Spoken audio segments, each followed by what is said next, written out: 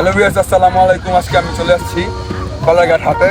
তো আজকে লাইভ আপডেটগুলো আপনাদের জানাবো কি অবস্থা, হাট কতটুকু বাড়ছে, কতটুকু বাস টাস লাগানো হয়েছে, প্লাস কাজ টাজ হয়েছে, সব কমপ্লিট হয়েছে, আর কিরকম গরু আসছে সব জানাবো আপনাদের ইনশাল্লাহ। তো বাসা থাকে না, চলেন ঘুরে দেখে আসি।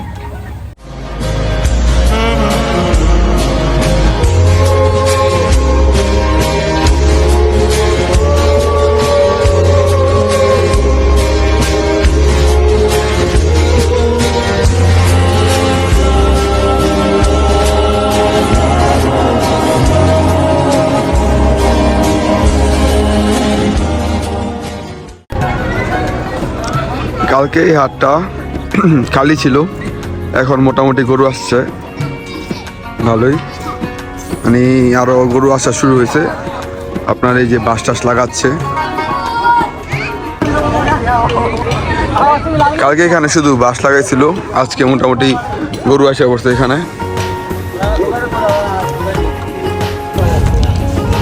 বিশাল বড় একটা অস্টাল, পাশাপাশি শাহিওয়াল আছে এখানে, আবার অন্য জাতের গরু আছে ওই কালারের। মাশাআল্লাহ, ওলাবেন খুশি। হাট ভর্তি মানুষ, বাচ্চা থেকে শুরু করে বুড়ো পর্যন্ত সবাই আছে। মাশাআল্লাহ, ব্রিজের নিচে গরু বাইন্দা রেখেছে। কালকে তো দেখাইছিলাম আমি আপনাদের, সুন্দরভাবে দেখাইছে এই গরুগুলো। কাজ চলতেছে লাইটের। কালকে এই জায়গাটা খালি ছিল, তেল পাল থেকে শুরু করে কিছু ছিল না, বাস লাগাচ্ছিল। আজকে কমপ্লিট হয়ে গেছে মোটামুটি, আলহামদুলিল্লাহ। আর গরু আসা পড়ছে, দেখতে পারতেছেন আপনারা। মাশাআল্লাহ, খুব সুন্দর সুন্দর গরু আসছে। একদিনের মধ্যে প্রায় কমপ্লিট করে ফেলছে কাজটা।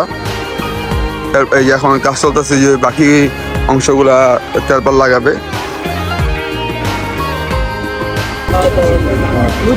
এই সে পাখরা, কত মোটা দেখেন,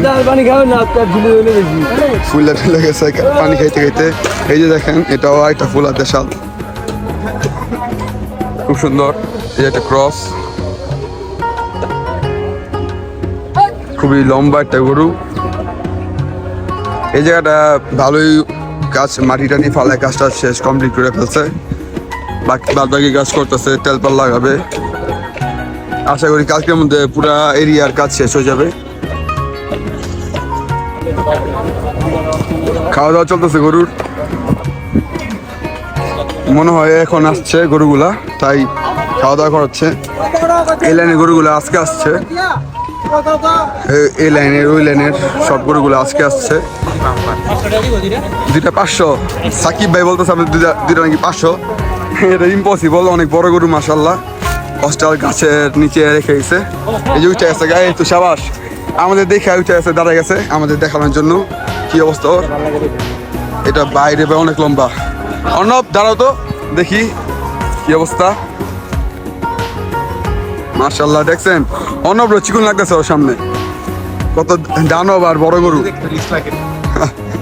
এর পাশাপাশি এই গরুটাও সুন্দর। এটা থেকে ওই যে কোনটা বড়, ওইটা বড় না?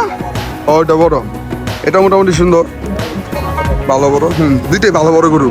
তো সাকিব কি বলতেছেন, এই গরু দুইটা দাম কেমন যাবো? যদি আমার 5 লাখ টাকা ভাই নগদ দিয়ে দেয়, 2.5 লাখ করে, আমি এখন নিয়ে যাবো, কোনো সমস্যা নেই ভাই। আচ্ছা, মাশাআল্লাহ, খুবই সুন্দর গরু।